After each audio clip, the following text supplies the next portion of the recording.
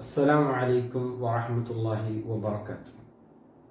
അൽഹംദുലില്ലാഹ് ഹംദൻ കസീറൻ തയ്യിബൻ മുബാറകൻ ഫീഹി. ഏറെ സ്നേഹം നിറഞ്ഞ സത്യവിശ്വാസികൾ, അള്ളാഹുവിൻ്റെ അനുഗ്രഹത്താൽ തജ്വീദിലെ അവസാന ഘട്ടത്തിലേക്ക് നാം പ്രവേശിച്ചിരിക്കുകയാണ്. അതിൻ്റെ എല്ലാ വിഷയങ്ങളും തജ്വീദിൻ്റെ മദ്ദാണെങ്കിലും ഹൽക്കിൻ്റെ അക്ഷരങ്ങളാണെങ്കിലും അതേപോലെ തന്നെ മീമുസാക്കിന നുനുസാക്കിന ഇതുപോലെയുള്ള ഒരുപാട് നിയമങ്ങൾ നാം മനസ്സിലാക്കി. എന്നാൽ അതിൻ്റെ കൂട്ടത്തിൽ നമ്മൾ മനസ്സിലാക്കേണ്ട ചില എഴുത്തുകൾ ഇന്നത്തെ ഖുർആനിലൊക്കെയും റസ്മു ഉസ്മാനി അച്ചിലൊക്കെയും പ്രിന്റിലൊക്കെയും കാണപ്പെടുന്ന അത്തരത്തിൽ വായനയിൽ ചില മാറ്റങ്ങൾ, ചില സ്വാദിനെ കുറിച്ച് നാം മനസ്സിലാക്കിയത് സ്വാദെന്ന അക്ഷരം നാവ് ലിസാനിൽ നിന്ന് വരുന്നു എന്നുള്ളതൊക്കെ നമ്മൾ മനസ്സിലാക്കിയത്. അതിൻ്റെ കൂട്ടത്തിൽ വരുന്ന അക്ഷരമാണ് സീന് എന്നുള്ളത്. സ്വാദ് എന്നുള്ളത് നമ്മൾ ഉയർത്തി പറയുന്നു എന്നുള്ളതല്ലാതെ സീന ഉയർത്തി പറയാത്തതാണ്. അപ്പോൾ ആ അക്ഷരങ്ങൾ ചിലത് ഖുർആൻ വായിക്കപ്പെടുമ്പോൾ നമുക്ക് അത് ഓരോ അക്ഷരങ്ങളുടെ മുകളിലായിക്കൊണ്ട് കാണാൻ സാധിക്കും. അത്തരത്തിൽ നമുക്ക് കാണാൻ സാധിക്കുന്ന വിശുദ്ധ ഖുർആൻ ചില ഭാഗങ്ങളിൽ നിങ്ങളത് കാണാൻ സാധിക്കും. ഇത് സീനാണോ വായിക്കേണ്ടത് അതോ സ്വാദാണോ എന്നൊരു ചിന്ത നമ്മളിലേക്ക് വരും. അപ്പോൾ ആ സന്ദർഭത്തിൽ നാം മനസ്സിലാക്കേണ്ടതുണ്ട്. വിശുദ്ധ ഖുർആൻ സൂറത്തുൽ ബഖറയിൽ 245 വചനത്തിൽ തന്നെ 4 പ്രാവശ്യം ഇത്തരത്തിലുള്ള സീനുകൾ നിങ്ങൾക്ക് സ്വാദിന്റെ മുകളിൽ കാണാൻ സാധിക്കും. ഈ സീന് സ്വാദിന്റെ മുകളിലായിട്ട് നിങ്ങൾക്ക് കാണാൻ സാധിക്കുന്നതാണ്. അപ്പൊ ഈ സ്വാദ് എങ്ങനെ വായിക്കണം എന്നുള്ളതാണ്. ചിലത് നിങ്ങൾക്ക് വിശുദ്ധ ഖുർആനിൽ അങ്ങനെ പല ഭാഗങ്ങളിൽ കാണാം. എന്നാൽ സൂറത്ത് തൂർ എന്ന് പറയുന്ന അധ്യായത്തിൽ തൂർ എന്ന പറഞ്ഞ അധ്യായത്തിൽ 37 വചനത്തിൽ അവിടെ നിങ്ങൾക്ക് സീനെ കാണുന്നത് താഴെയായിക്കൊണ്ടാണ്. അപ്പൊ ഇവിടെ എങ്ങനെയാണ് പാരായണം ചെയ്യുന്നത്? അപ്പോൾ സീൻ എന്ന അക്ഷരം മുകളിൽ വരുന്നു. സീൻ എന്ന അക്ഷരം സൂറത്ത് തൂർ എന്ന് പറയുന്ന അക്ഷരത്തിന്റെ താഴെ വരുന്നു, സ്വാദിന്റെ താഴെ വരുന്നു. അപ്പൊ എങ്ങനെ വായിക്കണം എന്നുള്ളതാണ്.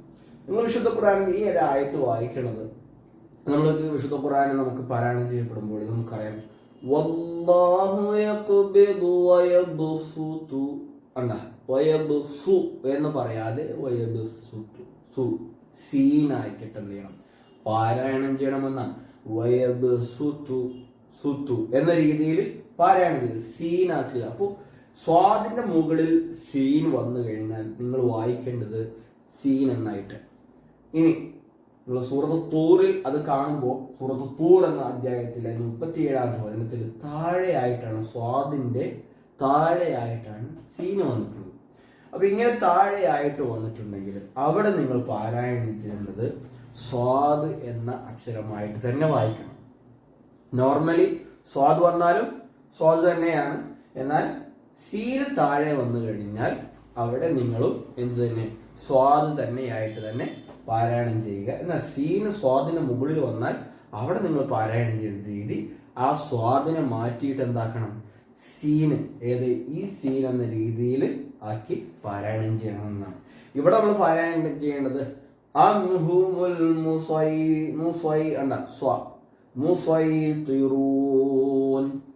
അപ്പൊ ഇങ്ങനെ നമ്മൾ പാരായണം ചെയ്യണം.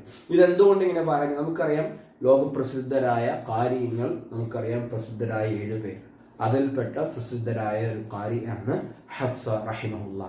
അദ്ദേഹത്തിന്റെ പാരായണ നിയമത്തിലാണ് ഇപ്രകാരം ഈ സീൻ എന്നത് പാരായണം ചെയ്യപ്പെടുന്നതും സ്വാദ് എന്നും പാരായണം ചെയ്യപ്പെടുന്ന നിയമങ്ങൾ കാണപ്പെടുന്നത്. അതുകൊണ്ട് അത് നിർബന്ധമായ രീതിയിൽ അദ്ദേഹം പാരായണം ചെയ്യുന്ന കിതാബുകൾ നമുക്ക് വായിച്ചെടുക്കാൻ സാധിക്കുന്നതാണ്.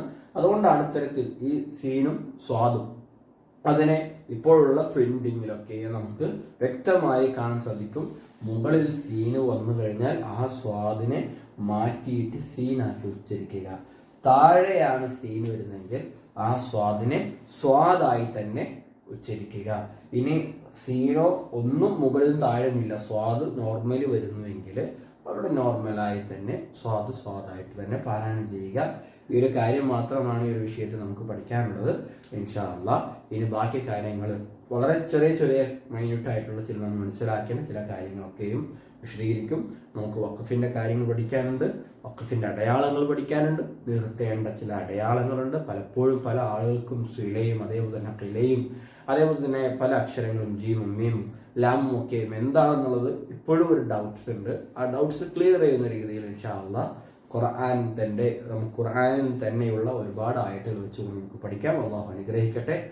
അസ്സലാമു അലൈക്കും വറഹ്മത്തുള്ളാഹി വബറകാതുഹു.